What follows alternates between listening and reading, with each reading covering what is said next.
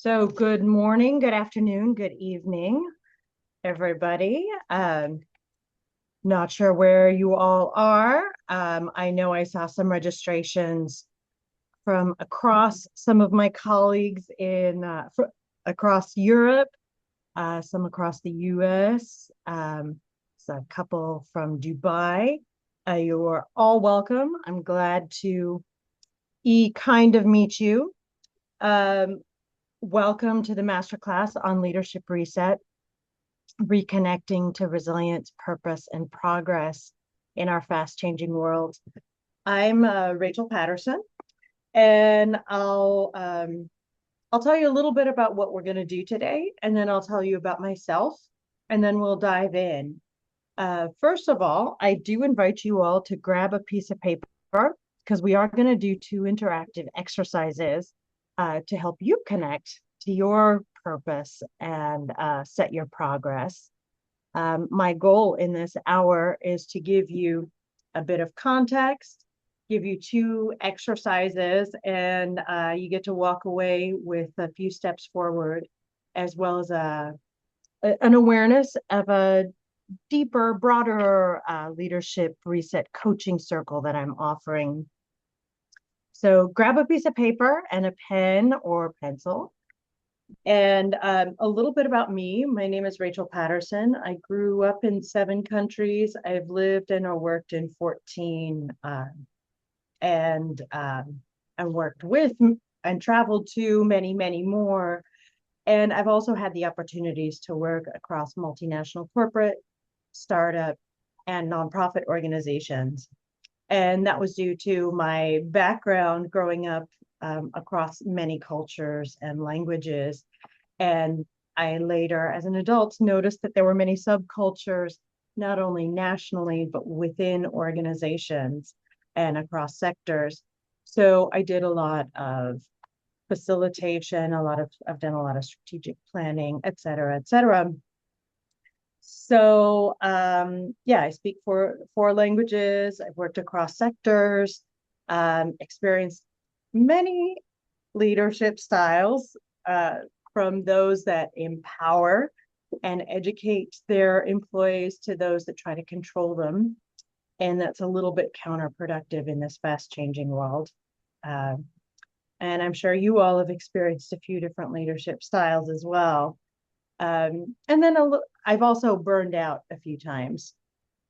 And that kind of brought me to, I got to figure out how to do this better so that I don't have 2 months a year where I'm just exhausted and angry, et cetera. And that also then brought me to coaching, to executive coaching. So there's a lot that I can talk about around Stoic philosophy that speaks to this, around components of resilience, et cetera, et cetera. And I'm happy to answer some questions at the end. But a little bit about what we're going to talk about.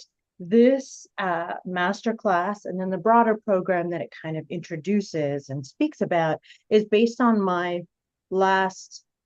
in some ways, last 5 years of research and work, and in many ways, my last 20 years of research and work across companies, organizations, cultures, et cetera. And it blends some business and societal trends, insights, with reflection and action, because ultimately, yes, we want to understand. That takes time, takes space, and then we want to take action to move towards our goals.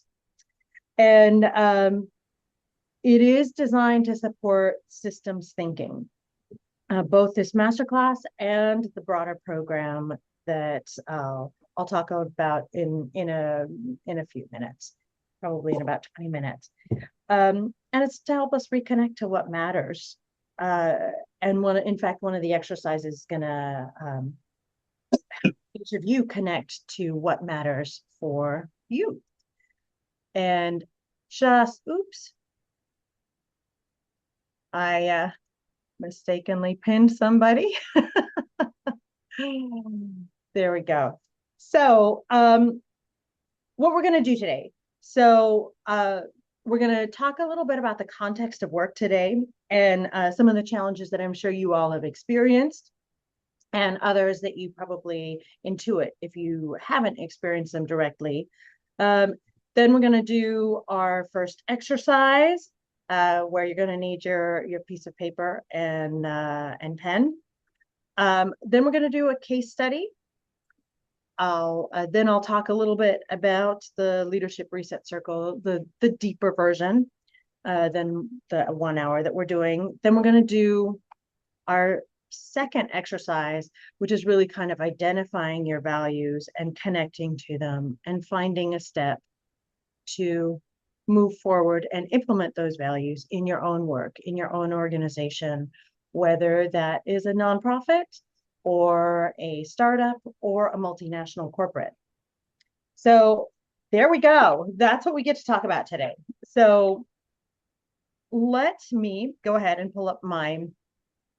I will share my presentation so that you can see a little bit about our current challenges in the workplace. And this is both for us as employees, and for us as leaders in the organization.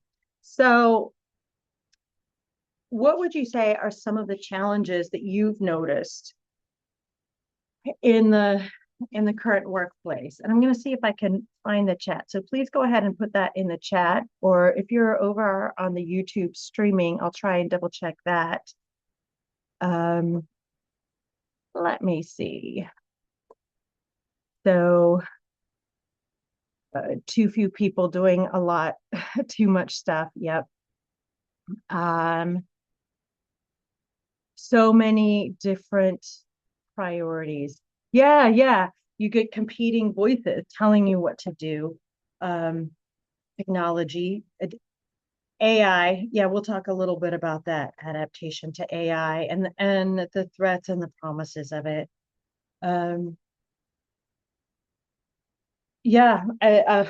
Political environments. Not enough hours in the day, a lot of uncertainty. Yep. A lot of challenges. So when I was putting this together, it was based on conversations with multiple leaders, multiple employees, probably, I don't know, 700. And I put this into a few buckets. And let me see. So the first bucket is our fast changing technology and culture, for better and for worse. So if you stop and think about it, the top in-demand jobs this year barely existed 10 years ago. So think back to 2016 in the workplace. We probably had not even heard of drone pilots, aside from perhaps hobbyists. Crypto advisor, prompt engineer, TikTok marketer. These are some of the top 10 positions being recruited this year. And that information comes from the World Economic Foundation. Another thing that is interesting in our fast changing world, and that's near and dear to my heart, is that organizations, or that consumers, whether they are individuals or small or large businesses, are increasingly wanting to drive trust in their brand, to do business with businesses that they trust, to buy from companies that exemplify the values that they have. And just 2 years ago, 30% of consumers were driven by ethical loyalty. And that's not just ethical curiosity, that's loyalty. They are willing to pay a little bit more for organizations that make organic products, organizations that employ people with developmental disabilities, organizations that are B Corp certified, et cetera, et cetera. And that was a 25% growth in just 3 years. And that is increasing, and that is despite global political rhetoric that that might encourage more extraction and hierarchy. Uh, anyway, moving on to our second bucket, um, we all are exposed to the news, regardless of which channels we watch on the TV, on YouTube, on Instagram, et cetera, et cetera. And we're aware of the fact that diseases such as Ebola, COVID, et cetera, petrochemical wars in petrochemical areas such as Ukraine, Russia, or Iran, those affect the global supply chains. They affect the energy that then creates products. There are geopolitical tensions, just as we might have tensions with a colleague or a family member. Countries also have those kinds of sometimes silly, sometimes substantive tensions. Um, things are complicated. A car, for example, gets pieces from multiple countries around the world, might get raw materials from multiple countries around the world to make a specific engine part. Those engine parts are sent to multiple countries around the world. All of these geopolitical tensions, the interruptions to supply chains, all of that creates not only competitive markets, but it creates easy disruption in our access to services and products. And of course, it increases the prices of products, creates unstable markets. If anybody's invested in stock markets, you'll have seen that there's a little bit of volatility there. So there are hot wars going on in multiple places, as we've noticed, including Ukraine, Russia, Israel, Gaza, Sudan, Iran, and many others around the world. And whether or not we are personally affected, we are not just robots. We're not just widgets doing our functions. It's hard to not be affected by the human toll, and the stories that we hear in the countries that perhaps we're following. As a result of all those fast changing realities and the challenges that we're seeing around the world, employees are disengaged, they're burnt out. And I'm going to define that. You might all know the definition of employee engagement. You might have heard the term thrown around, but globally, only 21% of employees are engaged in their work. In the US, it happens to be higher at 31% of employees being engaged. And what employees being engaged means is that they are interested in their work, they enjoy being with their colleagues, they enjoy doing the problem solving, they are not afraid to say, propose ideas, to ask questions, to propose possible solutions, to try, fail, learn, innovate, all that kind of stuff. When you have high employee engagement, such as the best practices company that have 70% levels of employee engagement, you experience 23% higher profitability. So for the hardline bottom liners, you want to start showing them that thinking in second order thinking systemically, thinking about humans not just as widgets, but as people with motivations, actually does hit the bottom line. So when we start to think a little bit more deeply, we can actually increase profitability. This one statistic that I do have on the slide that I find really interesting is that difference between 21% globally and 70% of the high and the best practices organizations, that costs the world economy almost 9 trillion US dollars every year. So you have a few statistics to share with some of your hardline bottom liner colleagues. But all of this ultimately has huge implications for employee well-being, for absenteeism. When we're burned out, we're more likely to have weaker immune systems, to get sick, etc. It has huge implications for turnover, for training, hiring costs, for coaching investments, and ultimately productivity. And as we said a little bit before, profitability. So we got a complicated, fast changing world that we're facing. And ultimately, when we manage with a little bit more humanity, we have to balance that efficiency mindset and that humanity mindset, that what I call pragmatic idealism. We're actually going to perform better in the marketplace, in this highly competitive marketplace. So, moving on, our first exercise, I'd like you to take a piece of paper, and I'm going to um, stop sharing this, and I'm going to explain a little bit. So, for on this piece of paper, I'm going to give you 4 minutes, and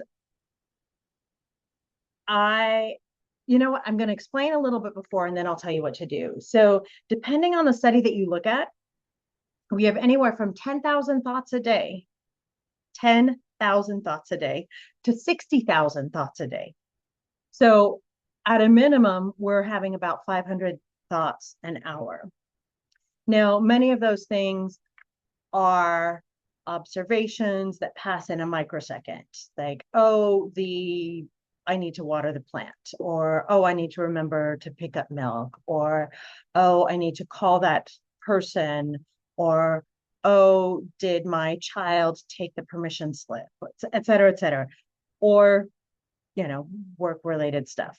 At any rate, our brains operate in all the facets of our lives, and we have multiple thoughts related to the news, to the logistics of our life, etc. So what I would like you to do is now take 4 minutes, and I'm going to put a timer on, and I want you to just write messily some of the thoughts, as many of the thoughts as you can think of that have crossed your mind in the last 24 hours. This does not need to be messy. You don't need to share if you don't want to. And so go ahead, and I'm going to set the timer, 4 minutes. Grab your piece of paper and a pen and just scribble your thoughts now.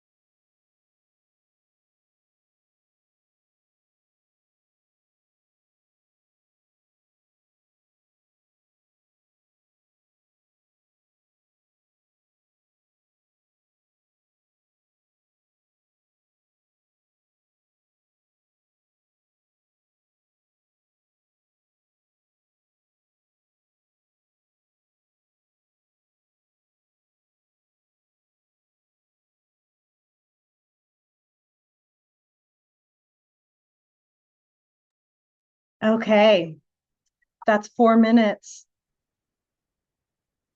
Now,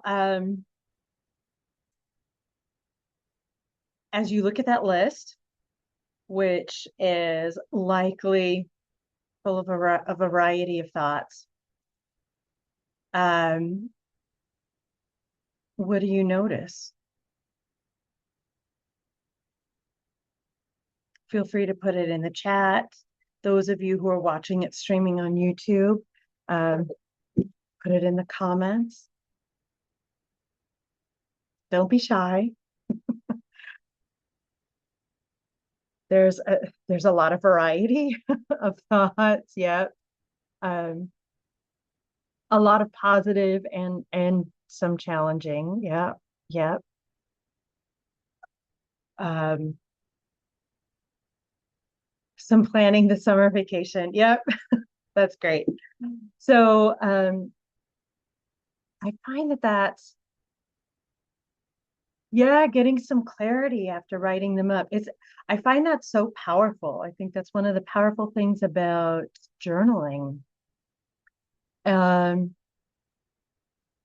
you are ambitious and mundane. Yeah, that's great. That's the way life works. We have to do that balance. I think that's probably much of the purpose or much of the driving thought behind the Tao Te Ching, if you've heard of that. Uh, Different philosophies of balance. Anyway, it's fun to see kind of the thoughts that cross our paths or that cross our minds. Sorry. So here we go. The reason that I did that, not only because it's really interesting to see what we're thinking of, and then see that a lot of thoughts kind of repeat and helps us maybe manage our stress and kind of categorize stuff. The other reason that I did this is because a lot of the thoughts that cross our mind are things that we can control, and many of them are things that we can't control. So you may or may not have heard of the Stoic philosophers in ancient Greece, and they basically realized um, that when we focus on the things that are within our control, then we can live a much more meaningful, purposeful, and lower stress life. Whereas when we focus on the things outside of our control, we tend to be driven a little bit more by anxieties, etc. So a little bit about this. This is just one of many representations of this concept. So that inner circle is called the circle of control. Um, this one is called the circle of influence. And then this outer circle is the circle of concern. Now, the circle of control is all those things that we can control: our own actions, our own thoughts, our reactions, our emotions, our choices, how we decide to show up in the world, regardless of context. Now, the circle of influence is, you know, we can work on showing up as our best self, and that helps our reputation. But it doesn't necessarily determine what people think of us. It just kind of influences what people think of us. An obvious example or metaphor is also parenting. We can influence our kids, whether we're parents or aunties, uncles, etc. We can influence the children in our lives, but we can't control them. And controlling, we probably remember from our own teenage times, does not always result in healthy choices at any rate. So in their circle of influence, maybe it's calling your local leaders, your legislators, et cetera, and saying what you believe, and hoping that they will take that into account. But again, you don't control the outcome. You can kind of influence it. Now, the rest of the stuff we can't really affect. We can't change the weather. We can't change the traffic. We can't avoid death. We can't avoid the outcome of court cases. We can't affect, I live in New York City. Public transport has schedules. It's not always, doesn't always follow them, and that might result in me being right on time, 5 minutes early or 15 minutes late. And we can't necessarily control geopolitical conflict. Now, all of these things are around us. They're in the soup that we swim in the air that we breathe, whatever the noise that we hear. But for us to live our most resilient, most purposeful, most cognitively uh, thoughtful lives, we really need to focus on that central circle, that circle of control. And it will be influenced by the actions of others. It will be influenced by the news that we hear. But we want to remember to focus on the things that we can control. So I find that exercise really, really helpful. And I seem to do that every few months, when life gets a little bit stressful. So I'm also happy to tell you where that comes from more modern ways. Feel free to take a screenshot if you'd like of this. Now, a little bit more about the deeper program that I'm offering. Actually, first of all, I mentioned this before when we were talking about the fast changing world, that purpose-driven companies, this is not necessarily nonprofits or NGOs.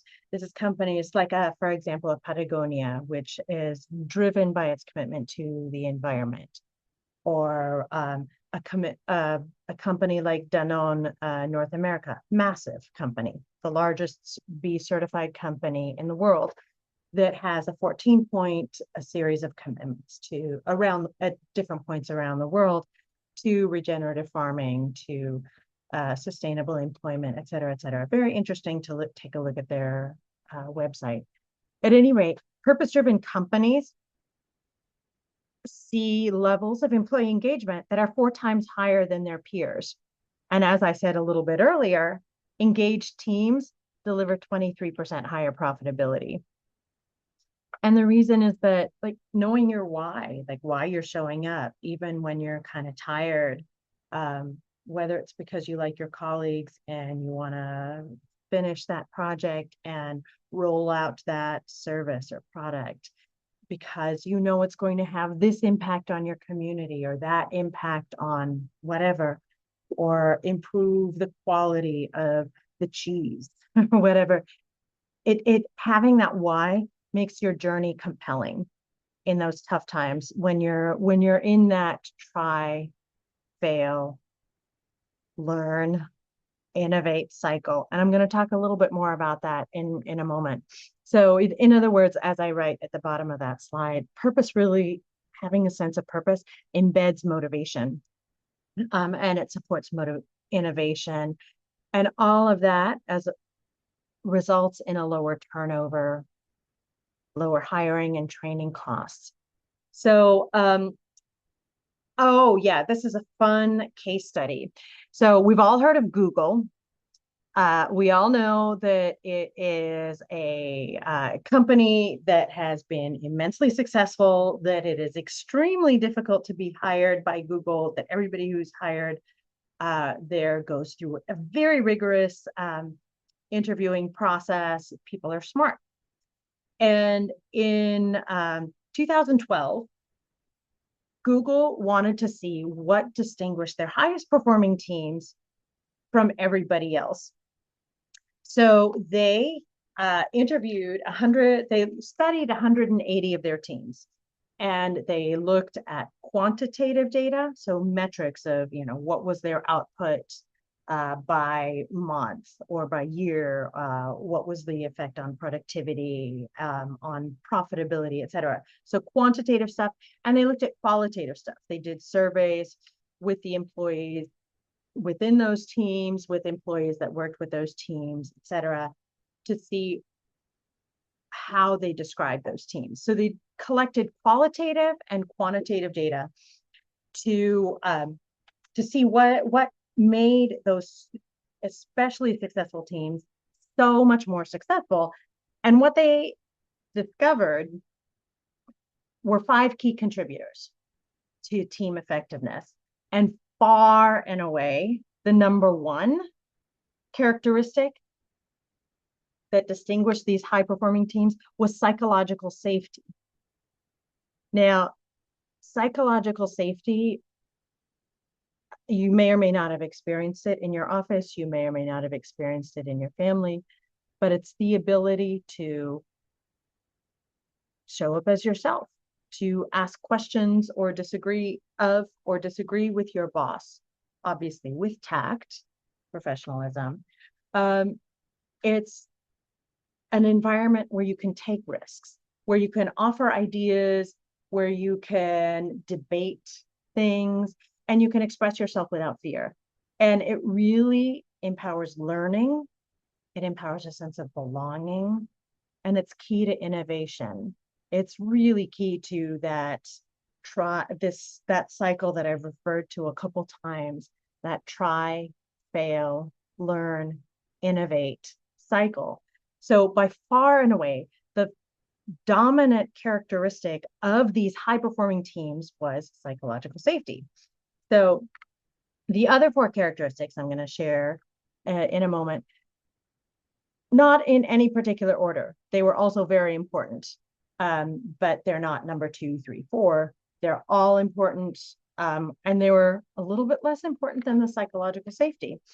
You think about Google, you think technical expertise. No, surprisingly, it was all about these kind of softer skills that made their teams so successful.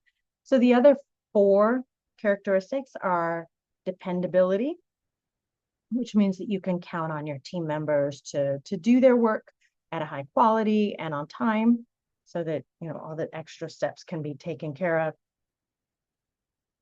Structure and clarity, so that the leaders establish clear goals, roles, and execution plans. Leaders and teams, hopefully there's collaboration there. And then the meaning of work and the impact of work. We want our work to not just be repetitive, but we want it to be meaningful and impactful. So there's some personal significance, the team and within the team and on the community.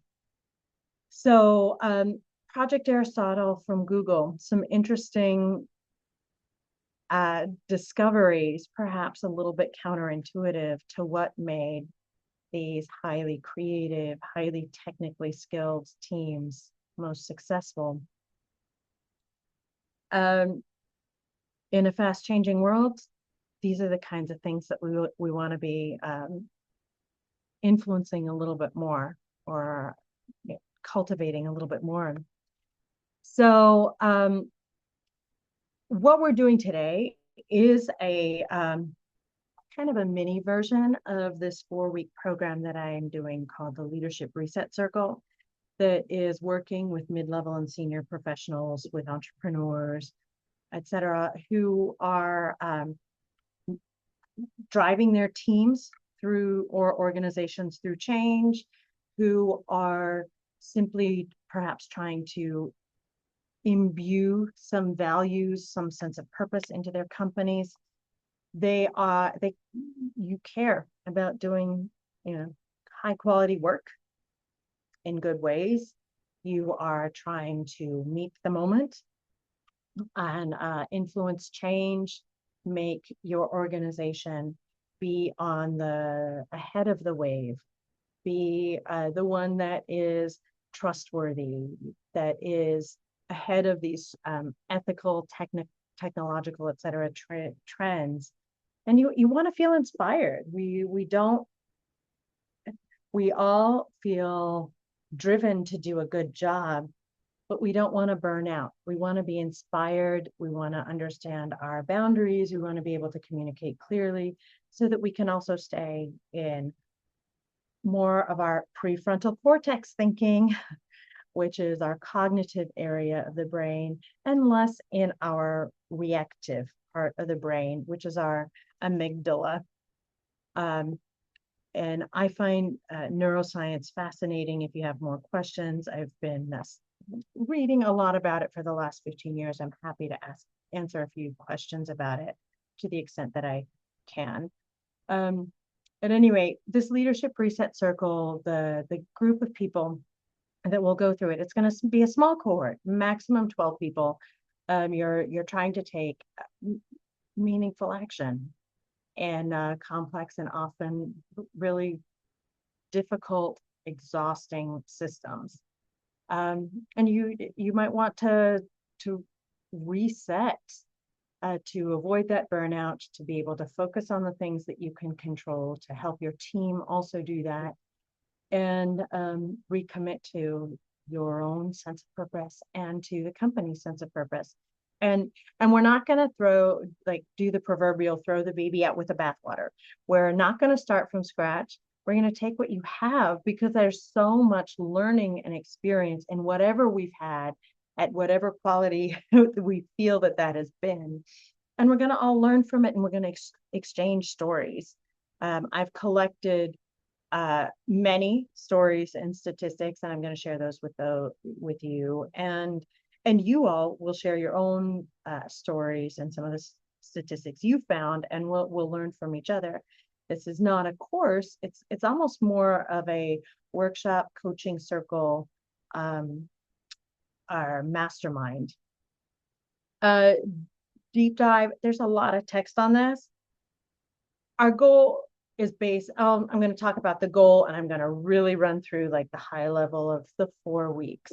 So we're going to reflect on what energizes us in our work and the change that we want to bring. And then we're going to reflect on the next steps to take, as well as identifying the challenges that we experience, so that we can identify those next steps in a strategic way. Each week does blend reflection, shared insight from research and practice. We're going to be conversing with each other, and we're going to be taking action. It'll take an hour and a half meeting time, and then an hour of prep time each week, more if you want to go deeper. 4 weeks. The first week is really about connecting to our inspiration, to the incentives that we are driven by, that we see our companies laying out, that may or may not be a match. And we're going to be introduced not only to the concepts in this circle, but to each other and our backgrounds. Week 2 is really going to be talking about purpose, power, how we navigate power, and a framework that I've developed called the alphabet soup of corporate citizenship.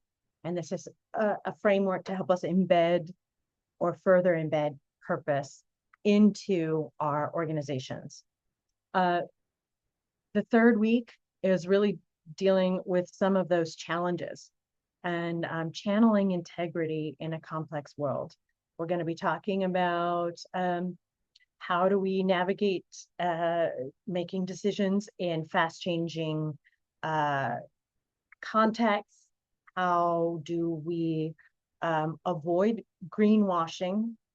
If anybody wants a definition of that, I'm happy to share. And if not, I'll kind of move on.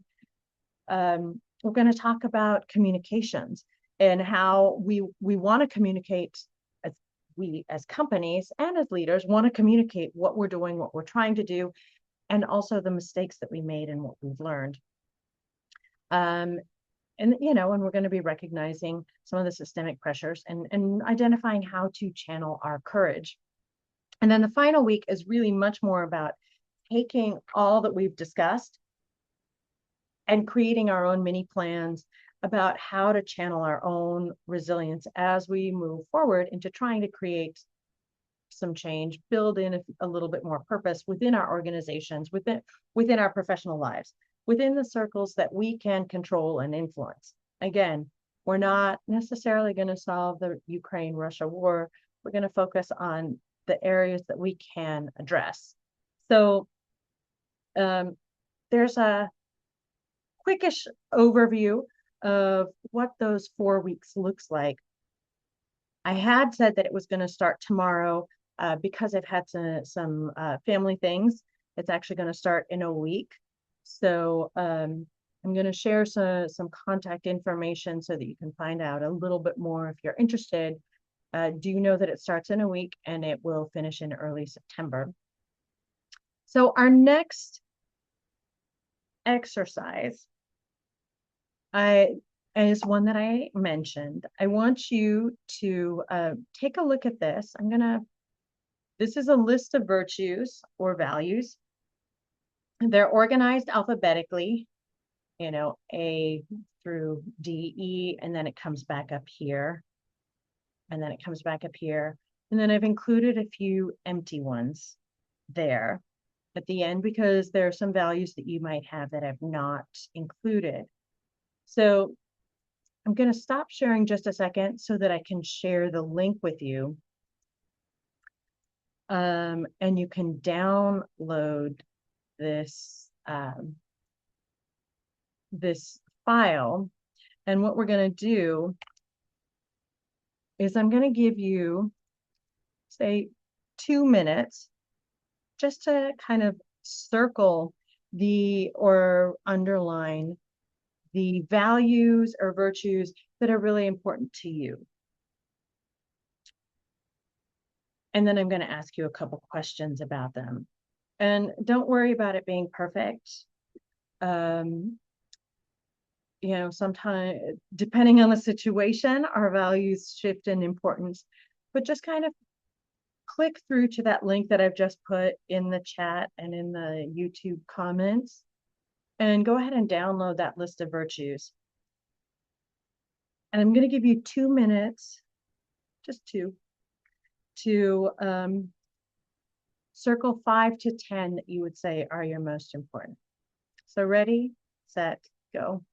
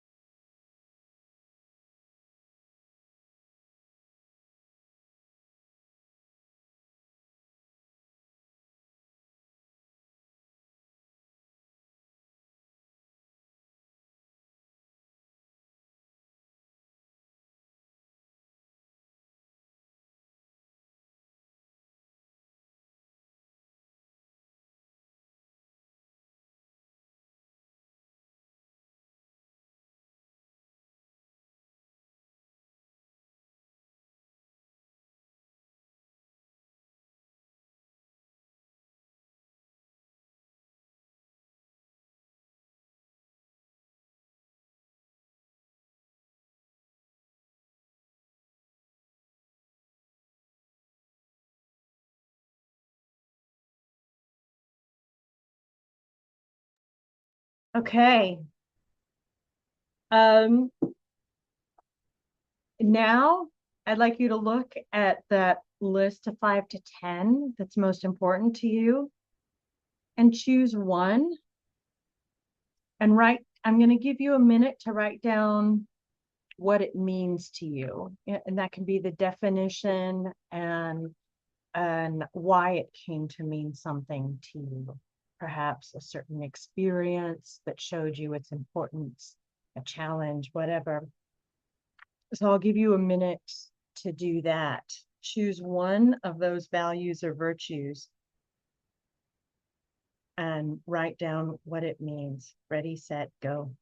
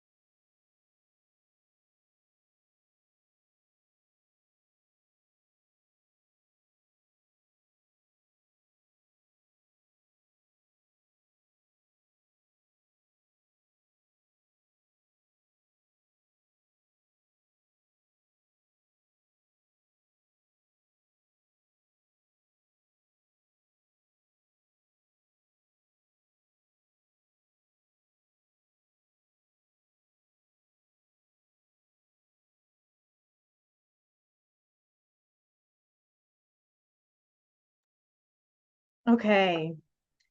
So for those of you on the YouTube, feel free to write in the comments. For those of you in the Zoom room, if you'd like to share, you can come off mute or you can write in the chat. What is a value or a virtue that's important to you? And what does it mean to you? And I'm happy to start. One of the things that I added, you'll have seen that on that list of virtues or values, I left a few empty spots. The thing that I added was nobility of each person, and the reason that that's important to me, or what that means to me, is recognizing that I can learn from all kinds of people, from all different countries, from all different professions, etc. Like I said, I grew up in 7 countries, some with more robust economics, some with more weaker economic systems. And I realize there's a tendency in those kinds of things to give more credence to the stronger economic players, whereas there's a lot of wisdom and nobility in those that are experiencing the more challenging economic systems. For example, it also helps me when I'm negotiating an agreement, or when I am interacting with my assistant, for example, and she might be having a hard day or whatever. I can practice grace, which I think is graciousness is one of the other values, and recognize the nobility in her and practice a little bit more patience. But anyway, so I spoke a little bit longer than I expected, but one of those values that's important to me and how I define it, the nobility of each person. Would anybody else like to share a value or virtue that's important to them and what it means? Sure. I landed on perseverance. And in the leadership situation I find myself in right now, it's been a turnaround situation to keep an organization from closing. And so I wrote about that I'm going to find a way forward with faith, integrity, gratitude fueling me. I will try to enjoy the journey and the people I'm on it with.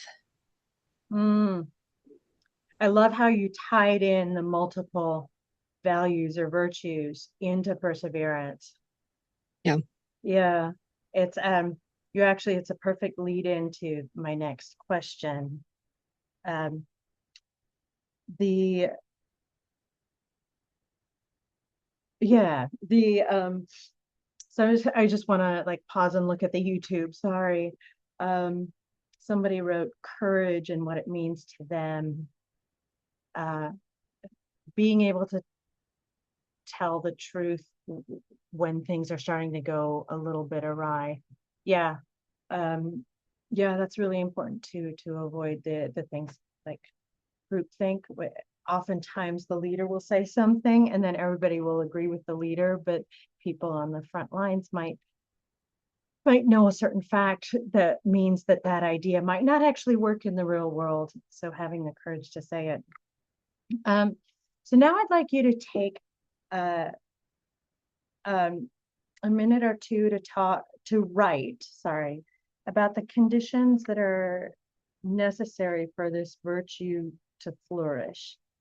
And Laura referred to kind of having that system, that group of values and how they all fit into perseverance. I talked about the nobility of each person and how I channel it in interacting in negotiations or with my assistant or when I'm traveling, etc. Um, so take 2 minutes because I want you to take a deep breath and kind of settle into this. And think about some of the conditions that might be necessary for this virtue to flourish and and maybe how it manifests in different ways.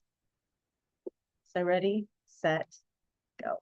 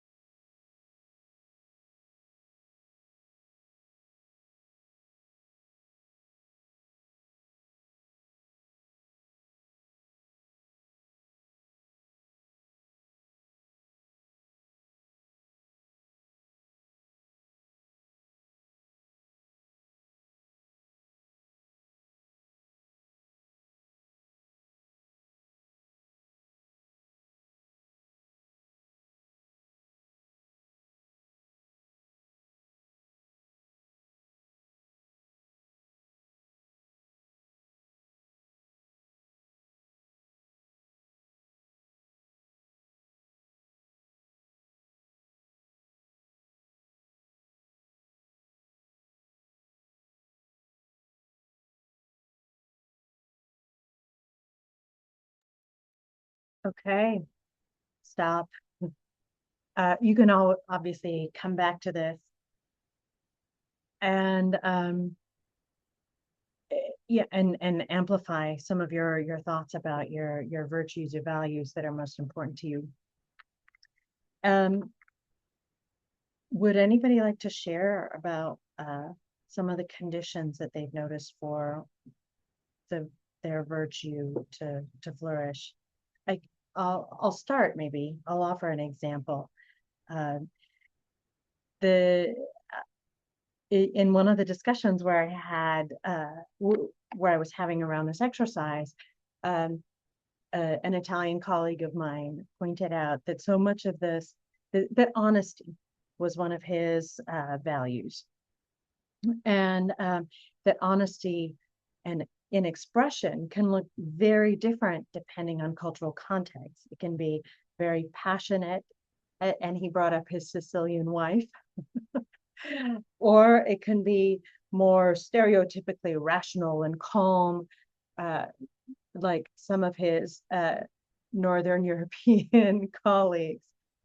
At any rate, honesty can have different postures.